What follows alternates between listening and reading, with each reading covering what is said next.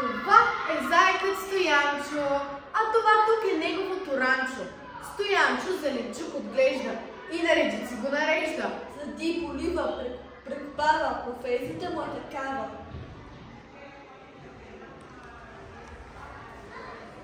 Прас, пипер, домати, лук, идвайте за зеленчук. Свеж през цялата година, няма го на магазина. Леви 20 кг, няма никаква измама. Зеленчук озрял и чист. Я, какъв е този лист? И какво ли тук пише?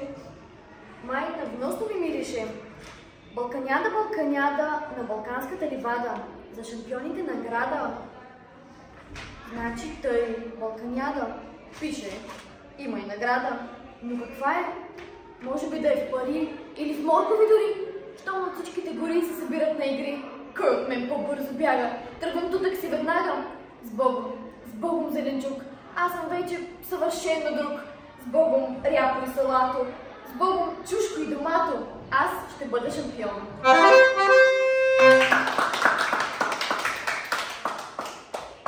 Тръгна заедно за награда на Балканяда. Сложи кецове в сака и засуха се листака. Шумога се в чубрака. Той в един прекрасен ден от бялата племе тръгна зайка Стоянчо да далече своето ранчо към премежа и слава. Но какво ли после става? Нещо в ръсталака мърда, нещо шава, нещо трака, нещо глади с отумбака. Не! Чака за атака.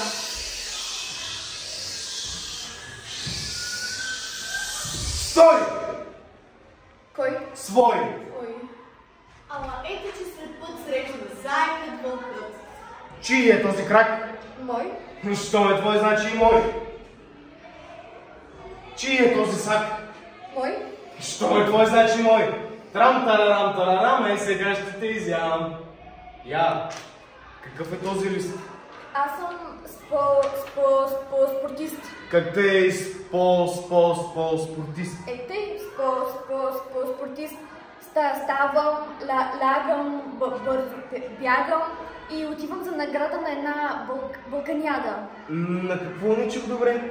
Как ли ще го разберем? Сега ще ви покажа и дори ще ви разкажа. Как се казвате? Бай, Коста! Мудрата му доста проста. Аз съм също думен. А вие сте изглежда умен.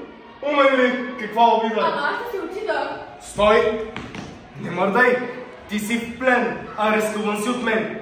Бай ти Коста ще те схруска от резара за закуска. Но това е възмутително да ме спират принудително. Чакаме балканяда на Балканската ливада. Хич не ме интересува. Чуйте, той ме арестуват състезател. Няма ли тук предавател? Телевизията даже трябва той да го покаже.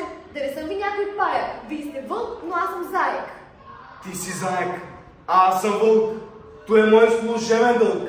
Никакво такова пускане от резара следва хрускане. Ще се предадете ли, ако призова свидетели? Как? Свидетели? Къде са? Ако ти си много тъжен, много зъл и много сам, няма почести и слава. Малка книжка ще ти дам. Песничка ще ти изпея с един мотив любим. Ще ти нарисувам слънце, ще ти прожектирам филм. Ако искаш дискотека и класически балет, може и една пиеса, театъра на първи ред. Ще се почувстваш добър и справедлив и ще разбереш, че има смисъл да останеш жив. Затова, ако си тъжен, лош, обиден, зъл и сам, Няма почести и слава, ай